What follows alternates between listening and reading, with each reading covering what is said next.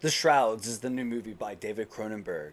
One of the most prolific Canadian filmmakers is back once again after taking a little break from, I think, like in 2014, it was the Bruce Wagner adaptation, and then returning in 2022 with Crimes of the Future, based off a short film that he did in 1970.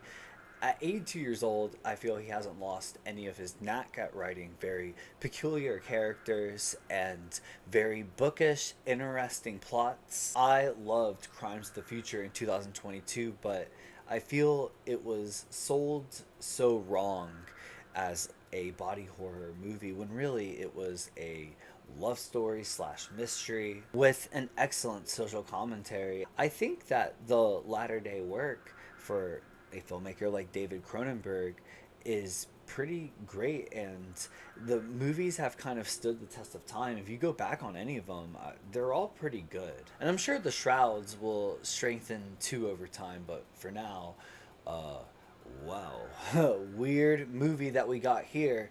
We follow a 50-year-old man named Karsh who owns a restaurant attached to a graveyard. But what makes his graveyard stand apart is that guests can see their loved ones' decaying bodies on a special camera on their grave. On the beginning of this movie, Karsh is on a blind date and he explains how they just installed like a 3D rotation for the guests.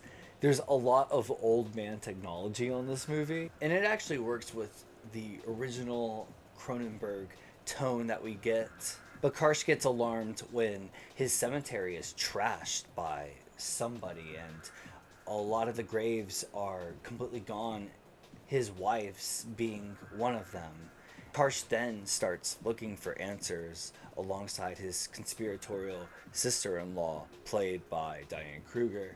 But the answer is going to be far more complicated than they would ever anticipate. And it's interesting. Cronenberg said that this was a autobiographical movie for him. His wife passed away in 2017. And I'm sure this was a very emotional kind of work to conceive. There are a lot of bleak and depraved perceptions of death on this movie.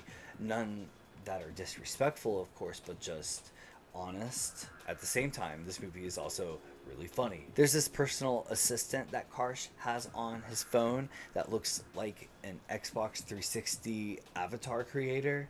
Literally every time that appeared on screen, I was laughing. And it wouldn't be Cronenberg if it wasn't for his disturbing qualities, which are few and far between here, but do exist. It is a dialogue heavy movie, and its scope is huge, going into mental psychosis and paranoia, conspiracies, and even geopolitics.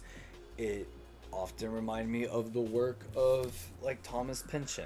If this were a book, I think it could have used its wild imagination in far more diverse ways. I haven't read all of Consumed, but at 81, 82, however old Cronenberg is, I really do hope he releases another novel at some point, because his literary sensibilities are far beyond a lot of his other filmmaking contemporaries and just anybody else that are making movies. You could tell that this is a writer and director that does read a lot. Besides that, it's not like this movie isn't visually confident. It is, and I like Vincent Cassel and Diane Kruger in their roles, but I really do feel that it could have been a little more wild and ambitious on a book. Diane Kruger's character has this line where she says, when you read, you absorb sentences and not single words.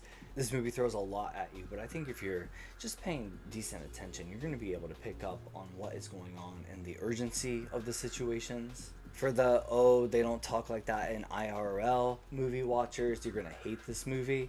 The characters say all types of slang. Like a certain character keeps using the phrase duck soup all the time, which is like a Dashiell Hammett thing. And supposedly this project was first purchased by Netflix to be a TV series. And yeah, you can tell. This is definitely something that stretched over a handful of episodes. Could have been pretty interesting. At the same time, I also understand the uncertainty of maybe this not being as compelling to some people. I feel like TV has to keep an audience engaged at the end of every episode so they watch the next one. This movie really just operates on its own sense of time, and overall I liked it, but there are some things keeping me back from loving it or really going out and wanting to see this again immediately. So overall, I'll give The Shrouds a 7.3. It is released by Sideshow and Janus Films, and it will be in theaters March 2025. Thank you for watching.